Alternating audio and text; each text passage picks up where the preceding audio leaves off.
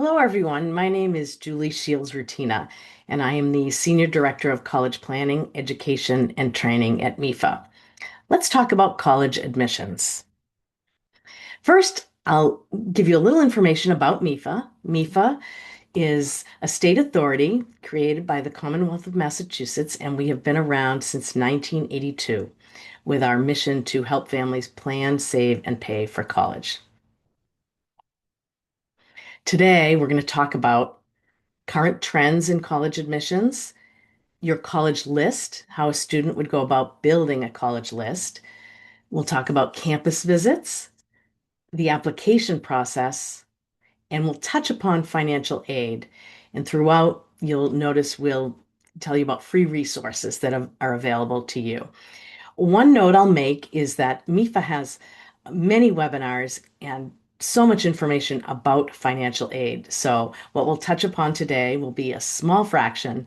So, you should come back and listen and hear our financial aid webinars and look at the resources on our website as well. So, we'll start with the trends in college admissions. One trend is that students apply to a greater number of colleges, and that trend has been consistent for a while. It's partially because one of the applications, which is the Common App, allows a student to complete an admissions application once and then send it to multiple colleges. So it really can be easy to apply to many colleges.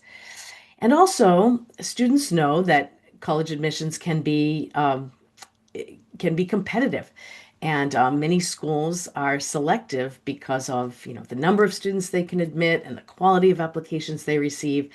And so, one tip is to apply to multiple schools, multiple colleges that you love, so that you have your options open for good choices and options in the spring of your senior year. Now, another trend is something called demonstrated interest being a factor in admissions. And that really comes about because students are applying to numerous schools. Because in a long time ago, when students applied to just a few colleges, a college could be 100% or pretty certain that if the college received an application from a student, that the student really wanted to go there. But since students are applying to many colleges now, colleges can't be certain that every applicant really hopes to attend that institution. And so they look for clues in the application of a student's interest. Now, not all colleges do this, but some do. And some of the things that could qualify as demonstrated interest might be that you visited the college, but you don't have to do that either. Maybe it's that you contacted the college or you watched an admissions webinar online, or you contacted the admissions office to ask about campus tours, or connect with an admissions representative for some questions. So, all of those things can demonstrate interest in the college. And the bottom line is if you are very interested in attending a certain college, um, it's probably worth your while to do some of those things to let that admissions office know of your interest. Another thing I like to talk about is social media. Social media is actually a great way to get to know the colleges that you might be interested in. All colleges have social media accounts. You can follow them, you can see what they post, you can find out what's happening on their campuses. It's really a terrific way to learn about a college. The one caution is that with students' social media accounts, your own social media accounts, you just want to make sure that your social media profiles that are out there are ones that you wouldn't mind a college admissions officer seeing, you wouldn't mind a prospective job, um, an employer seeing, or really anyone. So you just want to make sure that your social media profile is exactly how you want it to be out there. Cost is a bigger factor these days. Uh, and in fact, that in some ways is a good thing. We believe that you should pay attention to the cost and how much it's going to cost you as a family, and make your decision with that in mind. And so Yeah, it's not great that college is very expensive, but it's good that families are really looking at cost as one of the factors among many in the admissions process. Um, One thing that's terrific, I mentioned watching a webinar online, doing a virtual campus tour. During COVID, when families and students couldn't visit colleges and be on campus, colleges developed all kinds of resources so that students could interact virtually with them at that time. Now that's past, and students are very welcome on campuses, but colleges never did away with those terrific resources. So there are so many ways that you can interact with a college online, virtually, and that's a great thing. These days, there are also more colleges um, saying that they are test optional, meaning they don't require a standardized test. So that's something to pay attention to because that does increase the number of applicants to a school if they don't have to send a standardized test school a score. And that does also result in longer wait lists. And so something to just be aware of. And finally, I just want to mention something called direct admissions. That's relatively new, but what that means is that some colleges may send you an admissions acceptance letter even before you've applied.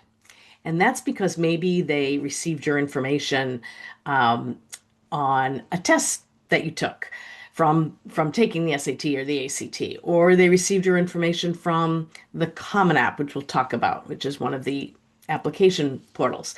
And they quickly saw some statistics about you and thought, "Ooh, this student will be a great fit for our school."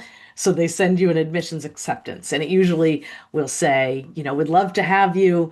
Just fill out this shortened admissions application or form, answer a few questions, and you can be admitted." So it's a little funny because that's not how things have gone in the past, but it does work well for some students who may not have considered that school as one that they were interested in attending.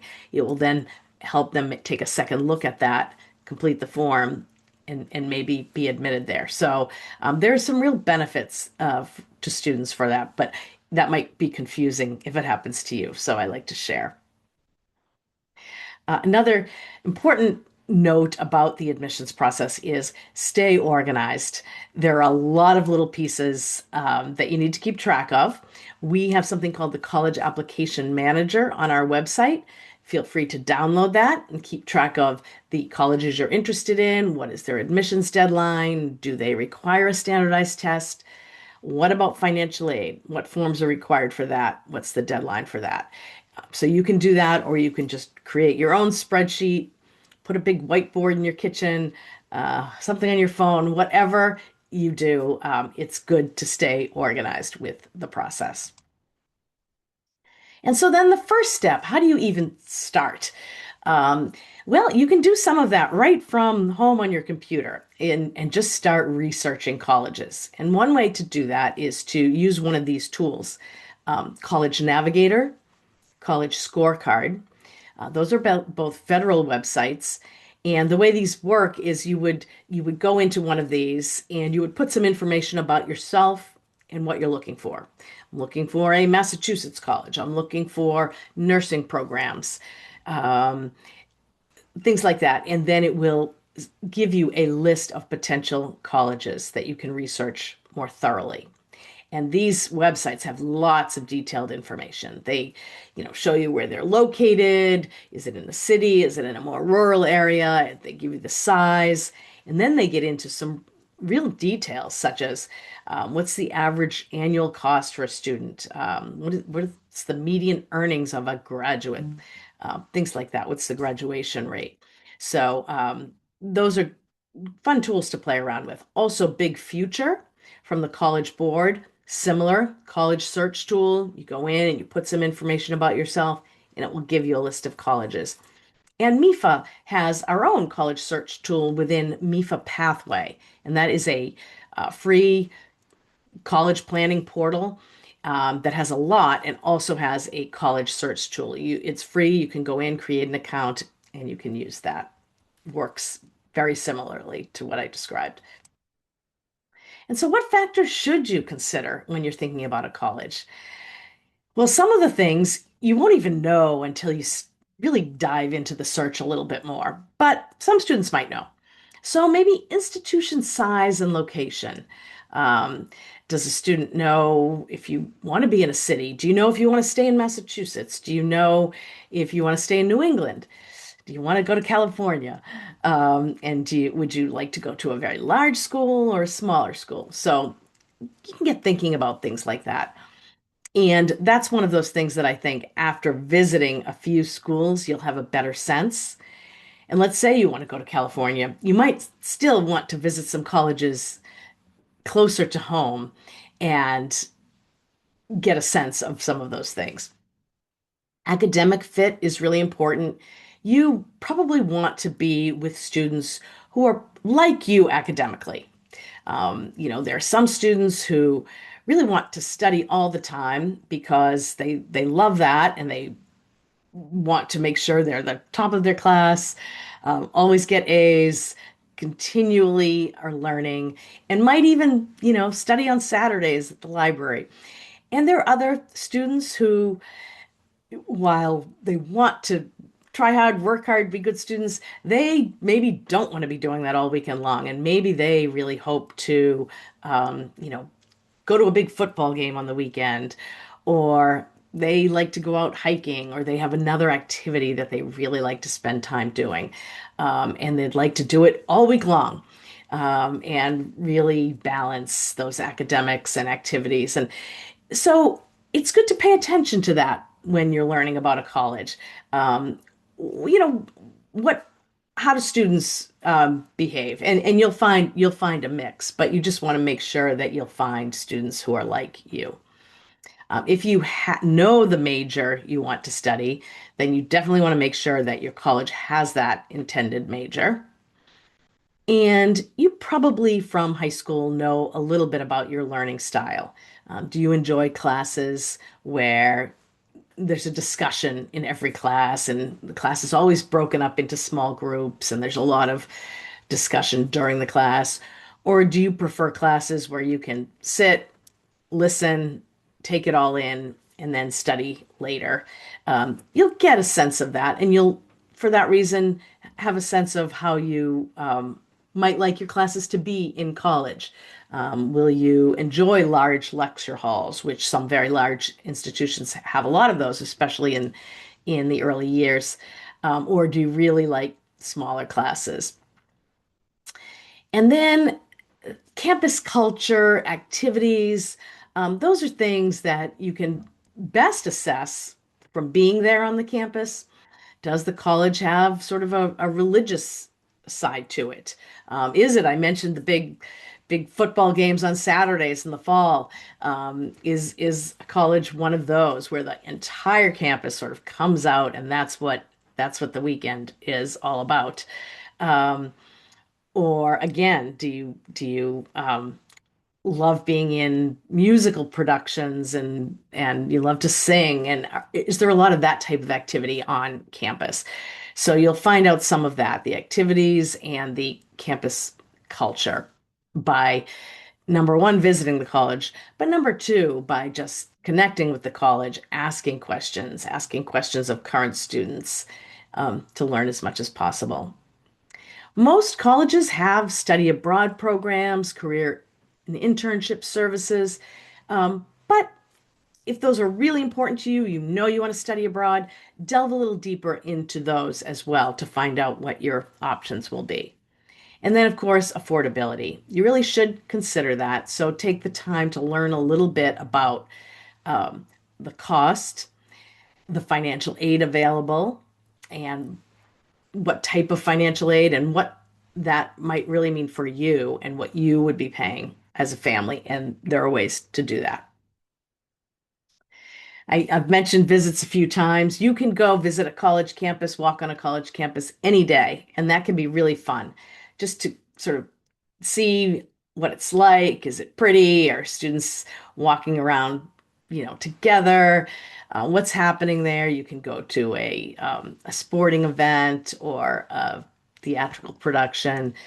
But once you get to be a junior in high school, it's a really good idea to do something called a formal visit, meaning make sure the admissions office knows you're there, you're on campus, and maybe attend an admissions presentation and take a campus tour with a student because that student will take you places like maybe into a dorm room that you can't do on your own just walking around campus. And you can find out a lot more information that way.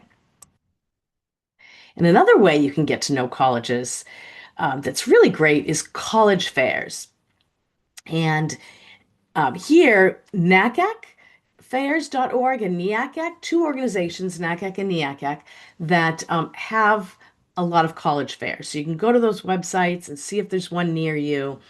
And that is usually a huge space with lots of colleges, sometimes from all over the country, where you can walk around and meet admissions representatives from all those colleges without having to travel. You can do that right here in your own backyard. So check out NACAC and NEACAC. And sometimes some of those fairs might be geared to a specific you know, type of education. If you really are interested in the arts, there might be a college fair dedicated to that with schools who focus on that. So you can attend, sort of make a plan before you go in of who you might like to see, who you might like to talk to. And then when you get to the fair, there's an ability to have one-on-one meetings with those representatives. And there are sometimes presentations and other things going on as well. So then you'll want to really try to think about your prospects for admission at the different colleges you're interested in. And when you finally develop a list of colleges you're going to apply to, you want to apply to colleges that fit into all of these different categories. The first, likely. This is a college that I am likely to be admitted to. I learned about what the other students who are there now are like. Each college usually has a profile of students from the class that was admitted the year before. You seem to fit right into that. It's likely you'll be admitted. It's good to have a number of those colleges on your list because, again, you want to have options and choices spring of senior year. But as we spoke about, college is it's competitive, and some colleges are selective because, again, they can only admit a small class. They receive many more qualified applications than students they can admit.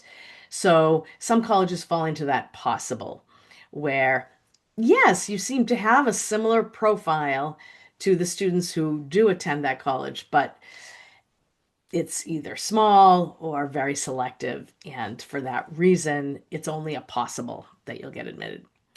And then you might fall in love with some colleges that are going to be a reach for you. And one thing I sometimes say is the Ivy League schools are a reach for everyone. It really doesn't matter what a terrific student you are, your grades, all you've done. Those type of institutions receive so many more applications from overqualified applicants that really for everyone that's a reach. Doesn't mean don't put those on your list. It just means balance those reach schools on your list with likely and possible schools. All right, so what are the types of admissions applications? Um, well, colleges, the regular decision process usually has a deadline early January, and you submit your application by the deadline in early January. They let you know of the result, if you're admitted or not, by, let's say, March or definitely by April. And then you would just have to respond by May 1st. May 1st is typically National Decision Day, where students have to let the college that they're going to attend know they're coming. So that's the regular decision process. These days, many colleges have early processes. And so one early process is just called early action. And really, it's similar to what I just described, except early action deadlines are in November or December. And student just applies that early. and then hears back from the college earlier and still doesn't have to let the college know until May.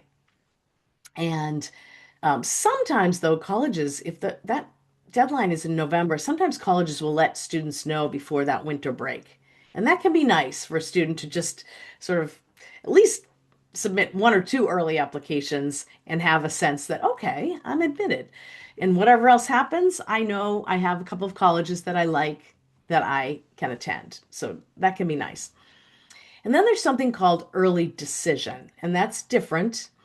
That also has deadlines in November and December, but it's a binding agreement. So if you apply to a college early decision, what you're agreeing to is that that is the only college you're applying to early decision, that if that college admits you, you will withdraw all of your other applications.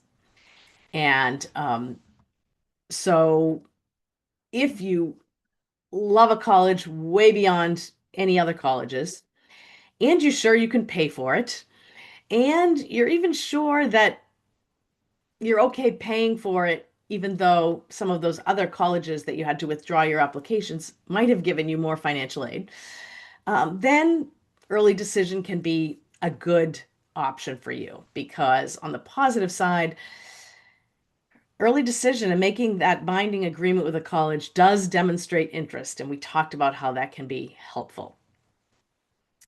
Next, there's rolling admission, and that just means that a college opens their school to admissions applications and it continues on. So it could be from November through May, and you submit the application whenever you want in that time frame. I would suggest in rolling admissions to submit on the earlier side, just in case there are any sources of funding, financial aid that could run out. And then there's open admission. And that is like our community colleges here in Massachusetts, where if you meet the very basic eligibility criteria, you will be admitted. So it's open to all students. The only thing to be aware of, it doesn't mean every program is open to all students. There are some programs that limit the number of students, nursing, things like that. But it does mean you can be admitted to the school, but not specifically to the program. And so let's talk about the college application forms. Common App at commonapp.org is an application where you would complete the Common App and then send it to all of the colleges that you want to send it to. So it organizes your process where you only have to complete the application once and then send it to all of the colleges. Sometimes some of those colleges might have some supplements, but you'll see that right in the Common App application, and you'll be able to do it all there. And it's nice. And the other applications are like that as well. The Universal app, the Coalition app, and your college will tell you what application forms they accept. And sometimes they accept multiple, and then it's up to you to choose. And but again, that way you can do a form and send it to the colleges that you are applying to. Some colleges have a website application and some even have a paper application, but I see less of the paper these days. And a website application might be a simplified form for a community college, for example. And then here are all the components that will be part of your application. The application, so that could be the Common App or the Universal application or the website form, your high school transcript, standardized test scores if required. And I mentioned that many colleges do not require those anymore. So that's only if required or if you choose to send them. Letters of recommendation, many times that's anywhere from 1 to 3 letters of recommendation, usually an activity list or a resume, a personal essay, and then the last 3 are less common. Maybe an interview, maybe an audition or a portfolio if you're applying to those types of programs, such as theater, music, design. And so, what are colleges looking for when they're looking at your application? The most important thing they're looking for is academic readiness. They want to make sure that if they admit you to their college, that you are going to succeed and thrive and just be so happy with your experience there. And so, in order to assess academic readiness, they look at rigor. So, they look at the classes you took in high school. Have they prepared you for the type of classes you're going to be taking at that college? And we always get the question, and they're looking at your grades in those classes. And we do get that question, is it better to get an A in an easier class or a B in a harder class? And it's not so simple as that, but colleges like to see that you challenged yourself and that you took some challenging classes throughout high school and that you did well in them. So there's no easy answer to that question, but they would really prefer to see you didn't just take all the easiest classes to ensure that you would get A's, that you did stretch yourself and take some difficult classes. They like to see improvement over time. I guess the most important lesson I'd say there is if you have a not so great grade freshman year, one grade, bad grade, but then the rest of your transcript is wonderful and it just shows that was a blip. And colleges understand things like a blip freshman year in high school. They like to see that you exceeded your minimum requirements. Did you take on some additional classes and things you were interested in? And were your classes relevant to your college plans? And you can check online. There is a sliding scale for mass public colleges and universities about what grade point average will get you into certain colleges, and that can also be balanced by test scores. So, a little bit about standardized tests. We're basically talking about the SAT and ACT here. And the PSAT is a practice test for the SAT. ACT also has a practice test. And if a college requires a test, they will take either the SAT or the ACT, so it doesn't matter. And many colleges don't require a test. So there you can see that fairtest.org provides a list of nearly 2,100 colleges that don't require a test. And if a test is not required, you don't need to submit a test. However, if you do great and get a really high score on one of these tests, then that might be worth it to send your test score, even if the test scores aren't required. The best thing I hear from people who are experts at testing is it really helps to practice taking these types of tests. They can be long and there's a certain flow to them and a slightly different flow from the ACT to the SAT. So, a good way to go about this might be to take a practice of each of those tests, see which one you liked better, see which one you did better on, and then just go with it and really practice for that. And then a lot of students, especially when they're applying to colleges that require these tests, take it twice in the spring of junior year and fall of senior year. And then the AP exam, if you take an advanced placement class in high school, then at the end of it, that's a college level class. So that looks good to a college. And at the end, you can take an exam. And if you receive a high score on that exam, that also looks really great on an admissions application. And then colleges will usually ask for an activity list and resume.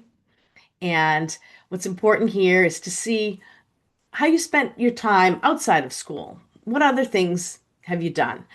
And that could be sports, it could be theater, it could also be a job, it could be some community service, it could be coming home from school and taking care of your younger siblings.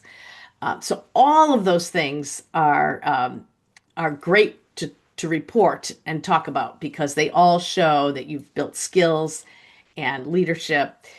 So that's what a college is trying to assess there. And one activity is not better than another. It's your relationship to that activity and what time and effort you put into that. And then the essay. So most colleges will have you write an essay. Some will have you write multiple. But really, for the essay, you want to pick a topic that you want to write about.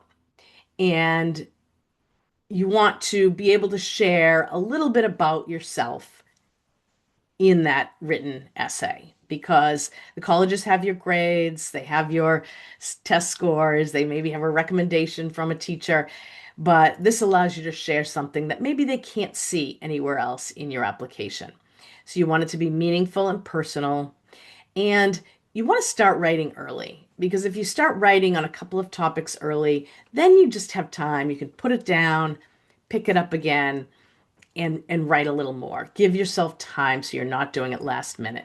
Once you get an essay to a decent point that you're happy with, share it. Share it with a teacher, share it with a parent, share it with a friend, um, just so that you can get some feedback. But it shouldn't be feedback that's telling you, don't write about that. If you really want to write about it, you should do what you want to do. But hopefully, it could be feedback like, oh, I think you should have expanded about when you made this choice. I wanted to know a little more. Things like that. So hopefully you get a few people to just give you a little feedback on your essay. Know that plagiarism is taken very seriously. Just don't do that. This is a piece of your own writing, and you just want to have time to sort of perfect it and make sure that you read it and enjoy reading it. Because if you enjoy reading it, probably the person at the college will enjoy reading it too. If you have an essay that just bores you to tears, well, that might have the same effect on the person reading it at the college. The Common App gives these Common App essay prompts for fall 2026.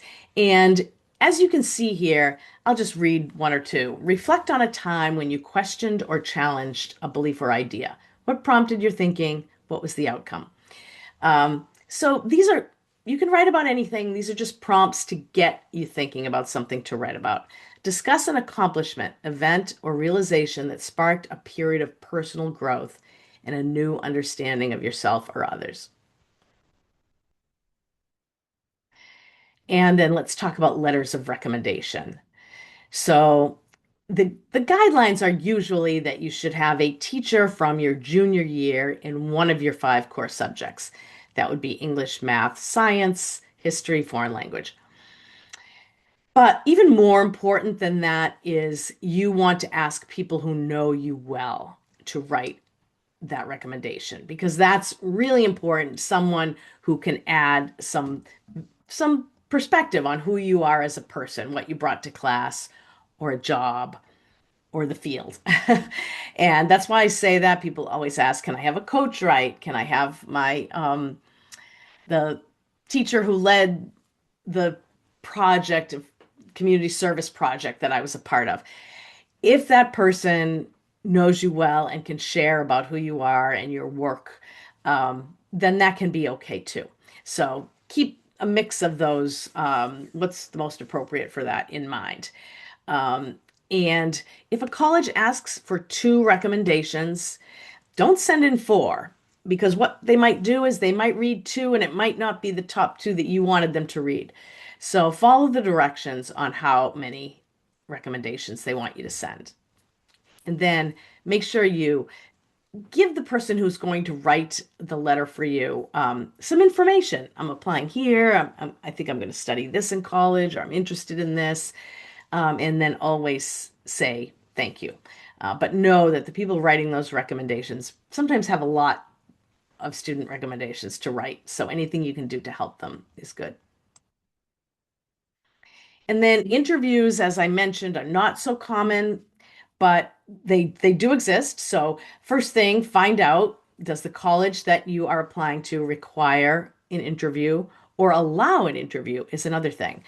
And there are two types. There's informational interviews and evaluative. So informational is really just that, you getting to know the college getting to know you and sharing information.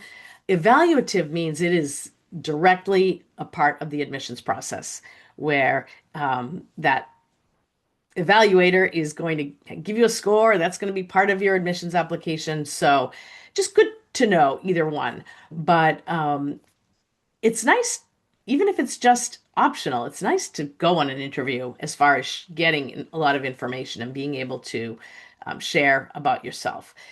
But the bottom line is find out the process at the schools you're attending. If they require an interview, set one up at the time that they designate, which could be during the admissions process or it could be after you've submitted an application. And two things you could do to prepare for that would be number one, really get to know the college and read everything you can, look at the website and see what questions you have, real questions, because that will come across as genuine. And then also do a little reflection on yourself. What have I liked in high school? What classes have I liked best? What books have I read lately? What movies have I seen? What do my friends and I do after school? Just reflecting on yourself will make it easier when an interviewer is just asking you questions about yourself that you'll have already thought about some things ahead of time. Other than that, relax and be yourself. These are professionals who enjoy talking to um, 18, 19-year-old students. They love it, and that's why they do this. So they will look forward to talking to you and look forward to having that experience. And then when it comes to the decision, um, you could be told you are accepted, which is wonderful and exciting. Be aware that these days we do see some colleges accept students, but say you can't come in September, we're going to wait till January. So you'd have to decide if that was going to be something you wanted to do. It is possible to be deferred. So if you apply to one of those early programs, early admissions programs, they could say you're not accepted early action or early decision, but we're going to bump you to the regular applicant pool. That happens a lot. Or you could be denied. In fact, you probably will at some school. It's just part of the process. And although it never feels good to be rejected, it's just never a good feeling. Please just quickly tell yourself this is just part of the admissions process, that I applied to all of these colleges. I'm only going to accept one.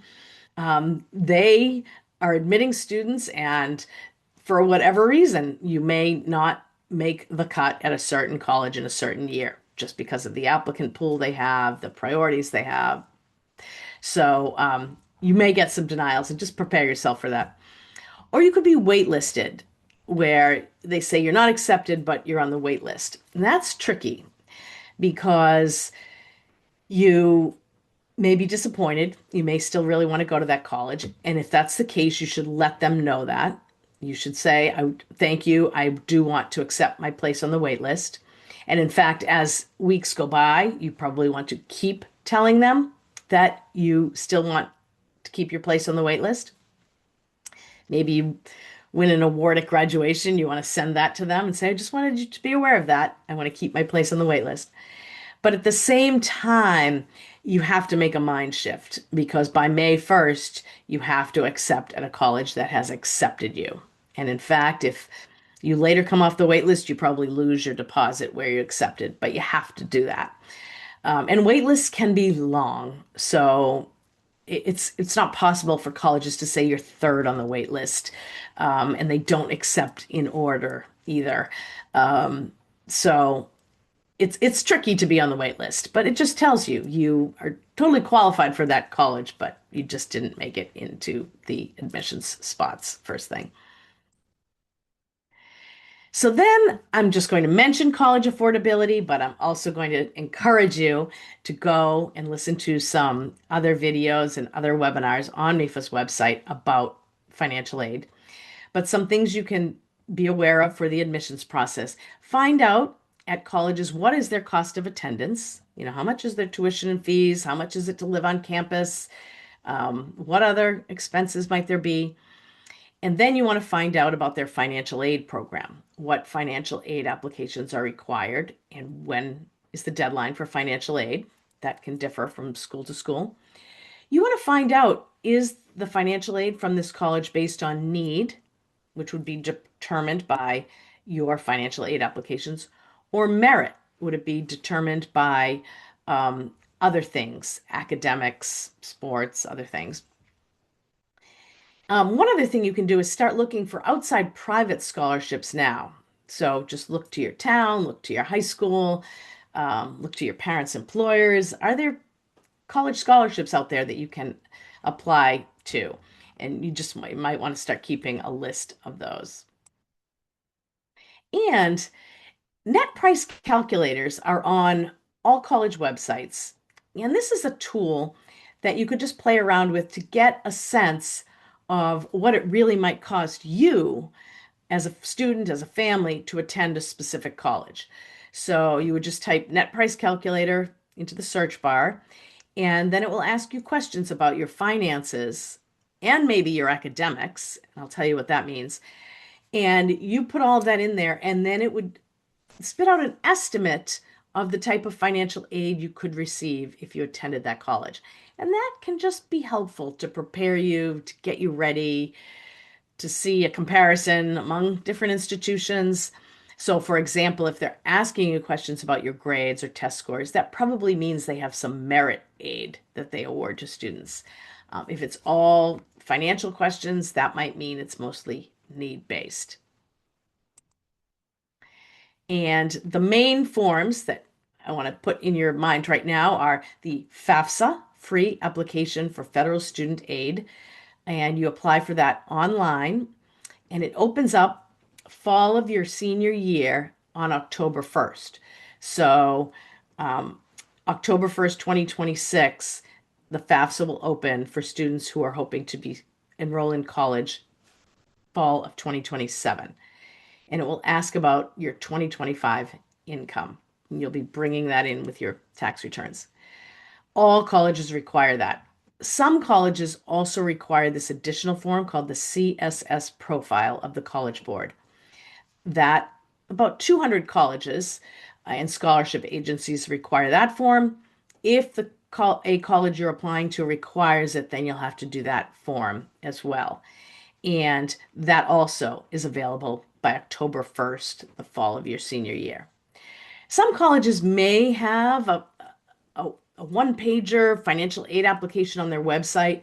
Just make sure you look at the financial aid page of a college's website so you get all the details and make sure you don't miss out on anything. And a few notes about paying for college in Massachusetts. Um, we have something now called Mass Educate. It is that community college in Massachusetts is tuition and fee free now for all students. And some students could even get a potential book allowance. That is terrific because it's common for students to sometimes go 2 years to a community college and then transfer to a 4-year college. So that's terrific. But one note, you still need to do the FAFSA. You still need to complete that FAFSA. So everyone should just complete that FAFSA. But community college free in Massachusetts. There's also some new money called Mass Grant Plus expansion money, and that really is allowing for low and middle income families that your student may actually receive free or reduced tuition and fees at the 4-year public institutions. So that's nice as well. And the tuition equity law now here in Massachusetts has allowed undocumented students to receive Massachusetts state aid and in-state tuition rates. So undocumented students cannot complete the FAFSA, they cannot apply for federal aid, but here in Massachusetts, they potentially could receive state aid. And you can go to that website, tuition equity website, and the form that an undocumented student would use to apply for the Massachusetts aid is called the MASFA, MASFA. And Mass Transfer is a great website that shares how students can start at a community college, transfer to a 4-year, which can be very cost effective.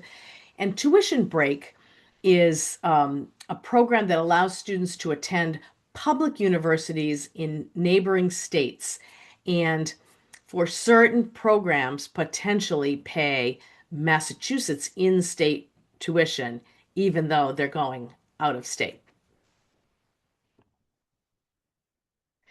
And here is a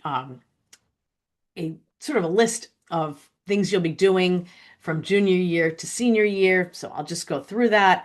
Spring and summer of junior year, you're researching colleges, visiting campuses, maybe going to college fairs, asking teachers for those letters of recommendation, taking the SAT, ACT, if you want to, start writing the college essay.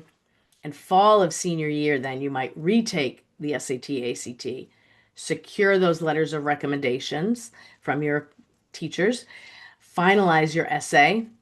You can attend MEFA's Financial Aid 101 webinar, where again, we tell you everything you need to know about your financial aid application. Complete all of your admissions applications, submit your FAFSA, submit your CSS profile form if required. And then winter of senior year, continue submitting those admissions applications, apply for private scholarships, and potentially send in mid-year grade reports.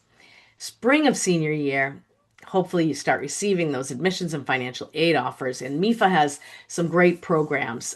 One is called MEFA's Financial Aid Offers and the College Bill webinar. And that allows you to compare financial aid offers from different colleges and really learn about the affordability piece. You can also attend open house programs at colleges to learn even more to help you with your decision.